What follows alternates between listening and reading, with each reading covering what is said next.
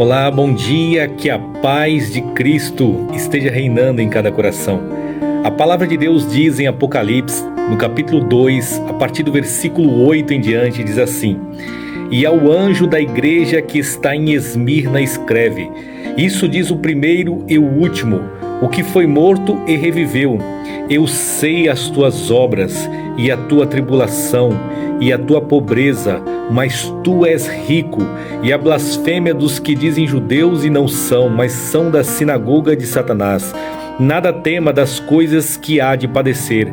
Eis que o diabo lançará alguns de vós na prisão, para que sejais tentados. Tereis uma tribulação de 10 dias, mas sê fiel até a morte, e dar-te-ei a coroa da vida.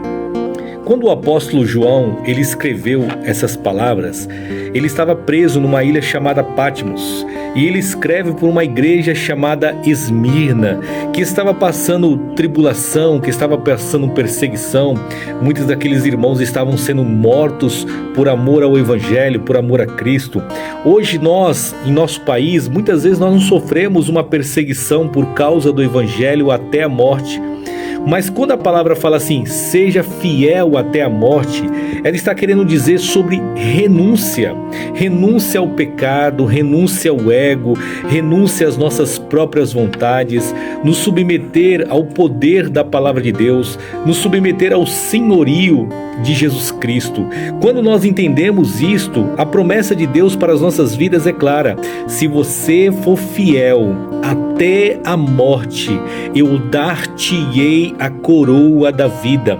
No versículo 11, a palavra fala assim: quem tem ouvidos, ouça o que o Espírito diz às igrejas. Ao que vencer, não receberá o dano da segunda morte. Quando nós entendemos isso, isso nos anima, nos fortalece, porque nós passamos diversos tipos de provações, diversos tipos de tribulações, diversos tipos de dificuldades. Mas a promessa de Deus é clara: se você for fiel até a morte, Ele te entregará a coroa da vida. O bispo da igreja de Esmirna se chamava Policarpo. Uma certa vez chegaram na casa de Policarpo para o prender, porque ele pregava o Evangelho. Ele era considerado o líder de toda a Ásia. Ele era discípulo do apóstolo João. E quando os soldados romanos chegaram na casa dele, porque ele não prestava culto ao imperador, e era comum naquela região todos adorarem Tibério César, porque eles eram idólatras e idolatravam o imperador, e os cristãos eram perseguidos porque eles adoravam unicamente a Jesus Cristo, prenderam Policarpo. Só que quando prenderam ele, ele falou assim: você me dá apenas alguns instantes, porque eu vou orar ao meu Deus. Ofereceu comida para os soldados, ele subiu no quarto superior e começou a orar e entregar a alma dele a Deus.